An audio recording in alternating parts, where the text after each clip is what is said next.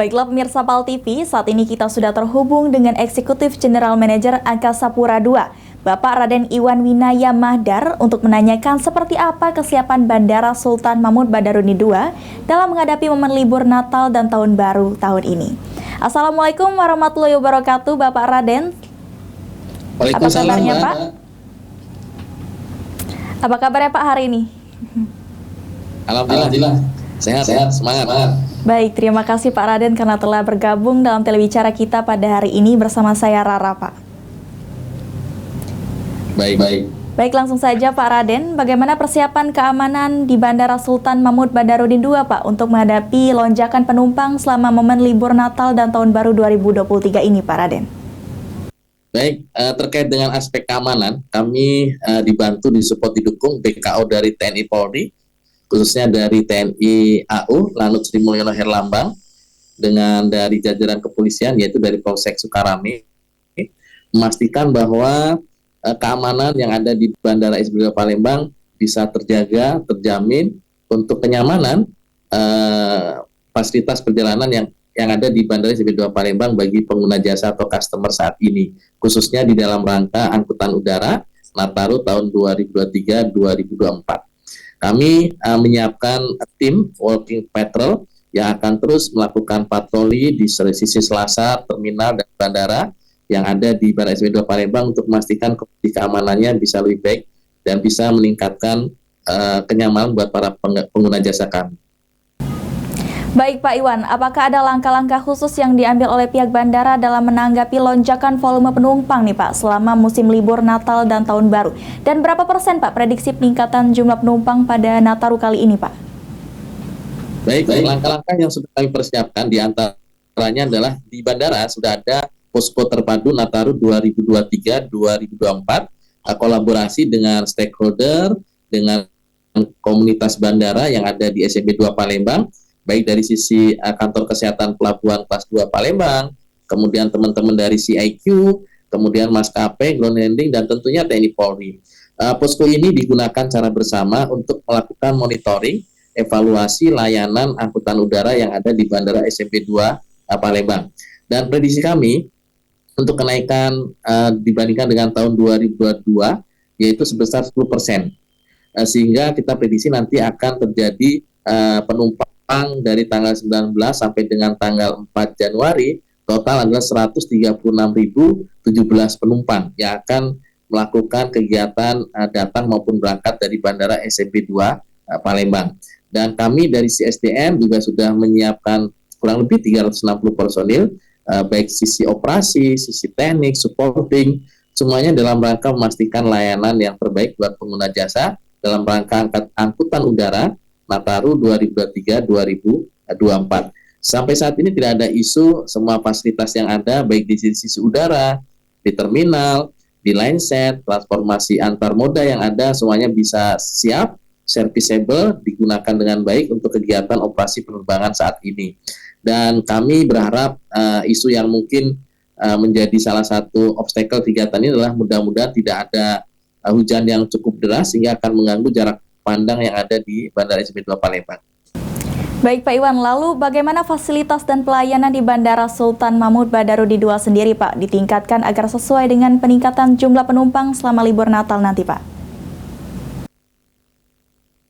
Semua fasilitas tentunya sudah kita persiapkan jauh-jauh sebelum angkutan Nataru karena setiap hari kita juga digunakan untuk operasi penerbangan setiap harinya, dari sisi mulai parkir, kemudian di selasar, kemudian check-in area, kemudian di security checkpoint 1 maupun security checkpoint 2, lanjut ke dalam terminal, boarding lounge domestik, kemudian di sisi udara, baik itu runway, kemudian taxiway, apron, semua fasilitas dalam kondisi siap untuk memberikan layanan kepada pengguna jasa, khususnya di angkutan Nataru 2023-2024. Dan kami prediksikan untuk arus puncaknya nanti akan terjadi di H-3 atau tanggal 22 Desember. Kurang lebih ada sekitar 9.054 penumpang yang akan melakukan proses berangkat maupun yang datang di SMB2 Palembang ini. Dan untuk arus baliknya kita prediksi tanggal H+1 yaitu tanggal 2 Januari 2024 dan kita prediksi kurang lebih hampir sama ya, sekitar 9.000 penumpang yang akan datang maupun berangkat dari Bandara SMP 2 Palembang. Dari sisi facility tidak ada isu, sampai saat ini semuanya bisa berjalan dengan baik, dan mulai hari ini posko sudah kita buka dan sudah melakukan proses monitoring evaluasi terkait dengan kegiatan angkutan udara Nataru 2023-2024.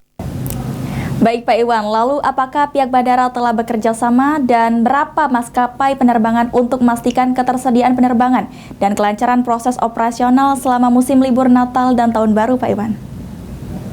Baik, yang pertama teman-teman dari maskapai juga sudah mengajukan penambahan penerbangan atau extra flight dari Garuda Indonesia, dari Lion Air, kemudian dari Batik Air, kemudian dari Pelita, sudah memberikan data bahwa mereka akan berikan penambahan penerbangan dimulai dari kemarin tanggal 10 Desember sampai dengan nanti tanggal 10 Januari 2024.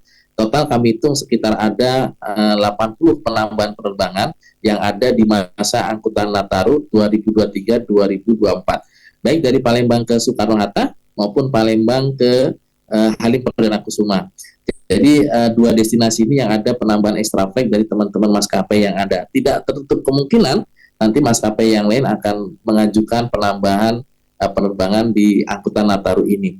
Dan selanjutnya kami tentunya mengimbau kepada semua calon penumpang yang akan melakukan proses penerbangan di angkutan Nataru ini, tentunya lebih awal datang ke bandara, siapkan kartu identitas, cukup istirahat, jaga kesehatan, kemudian membawa barang-barang yang diperlukan, jangan bawa barang yang terkait dengan kategori dangerous good maupun prohibited item yang mungkin dilarang dalam penerbangan calon penumpang yang saat ini akan mempersiapkan perjalanannya.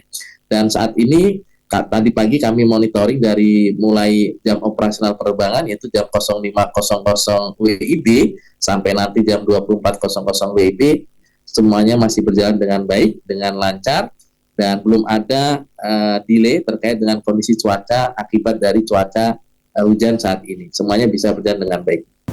Baik Pak Iwan, tadi disinggung soal parkir nih Pak. Bagaimana pengelolaan parkir di Bandara Sultan Mahmud Badarudin II sendiri untuk mengantisipasi peningkatan jumlah kendaraan selama libur nanti Pak?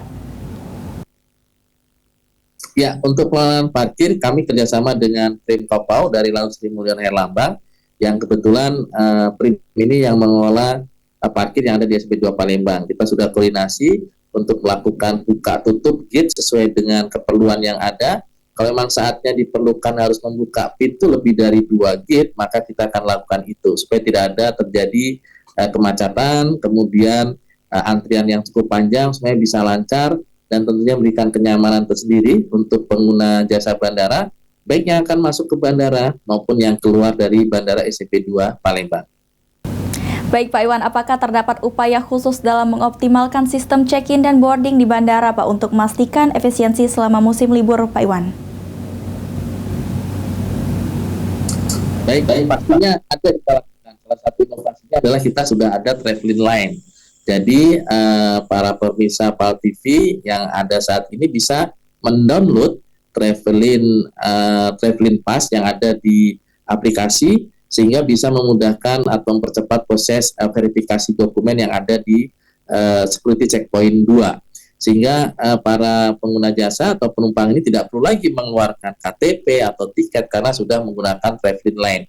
Hanya nanti menggunakan jalur khusus, fast track, menggunakan auto gate, dan akan dilakukan scan biometric recognition terkait dengan wajah yang akan berangkat. Cukup berapa detik saja, paling lama 5 detik, langsung dilakukan proses verifikasi, dan dilanjutkan dengan proses SCP selanjutnya untuk pemeriksaan barang. Jadi ini fasilitas yang bisa dimanfaatkan oleh para pengguna jasa transportasi udara yang mungkin bisa mempercepat proses verifikasi yang ada. Dan dari rumah sudah disiapkan semuanya sehingga para pengguna jasa atau customer ini tidak usah repot-repot lagi mengeluarkan KTP maupun tiket yang sudah dilakukan verifikasi di SCP 2. Baik, selain yang sudah disebutkan tadi dan juga posko terpadu, fasilitas apa saja Pak yang disiapkan bagi pengguna jasa penerbangan Pak? Baik, diantaranya adalah kesiapan klinik kesehatan yang saat ini berada di check-in area yang diperuntukkan oleh semua pengguna jasa bandara dalam rangka memastikan kesehatan dari semua pengguna jasa bandara, baik yang akan berangkat maupun yang saat pengunjung atau pengantar yang memerlukan layanan kesehatan, kami kerjasama dengan kantor kesehatan pelabuhan kelas 2 sudah menyiapkan satu klinik yang menurut kami cukup lengkap. Jadi untuk menangani permasalahan kesehatan yang ada saat itu. Dan kita juga standby-kan 2 ambulan yang bisa kita manfaatkan, kita gunakan dalam kondisi emergency tertentu. Dan ini juga memberikan layanan, memastikan bahwa kita sangat serius untuk memastikan kondisi kesehatan dari para pengguna jasa. Kita tahu saat ini COVID-19 juga kabarnya juga sudah ada beberapa yang positif, jadi kami menghimbau kepada para pengguna jasa bandara untuk memastikan kesehatannya. Bila perlu dianjurkan menggunakan masker sesuai dengan kondisi kesehatan masing-masing, dan saat ini belum ada ketentuan peraturan yang menyatakan wajib mengikuti protokol atau persyaratan perjalanan dalam negeri. Mudah-mudahan kita menunggu semuanya dari kebijakan dari pemerintah yang ada, tapi saat ini masih normal operation, masih seperti biasanya, cuman sifatnya ada sebagai anjuran. Kami menganjurkan pada pengguna jasa bandara untuk menyiapkan masker untuk kepentingan pribadi kita masing-masing. Baik Pak Iwan, untuk kendala cuaca sendiri nih Pak, seperti apa kebijakan dari Angkasa Pura? Baik, pastinya kami mengutamakan keselamatan, keamanan penerbangan. Kita tahu ada jarak pandang minimal yang harus dipenuhi oleh suatu kondisi penerbangan ketika akan melakukan take off maupun landing.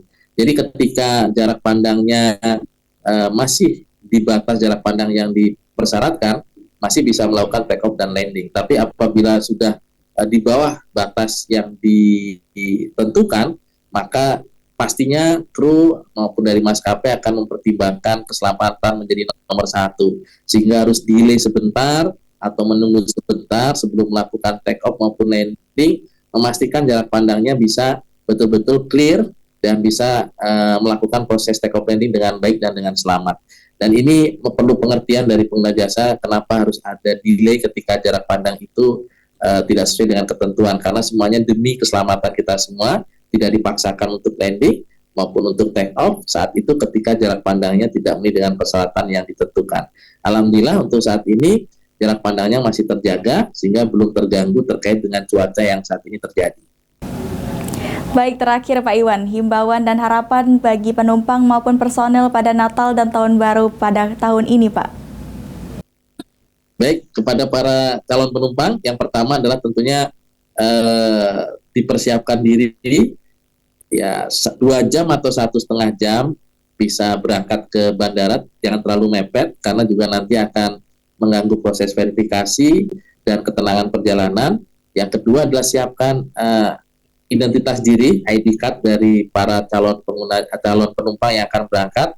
Kemudian yang ketiga adalah jaga kesehatan, cukup istirahat, bawa barang yang seperlunya saja sesuai dengan ketentuan yang berlaku, jangan membawa barang-barang yang berbahaya di dalam penerbangan ini. Kemudian yang keempat adalah pastinya membawa obat-obatan yang diperlukan. Dan yang kelima, bila merasa kondisi kesehatannya kurang baik, lebih baik menggunakan masker untuk menjaga kesehatan kita semua. Terima kasih Bapak Raden Iwan Winaya Mahdar untuk bincang-bincangnya terkait bincang-bincangnya terkait kesiapan Bandara Sultan Mahmud II dalam menghadapi momen libur Natal dan Tahun Baru kali ini. Dan selamat menjalankan aktivitasnya kembali, Pak. Terima kasih.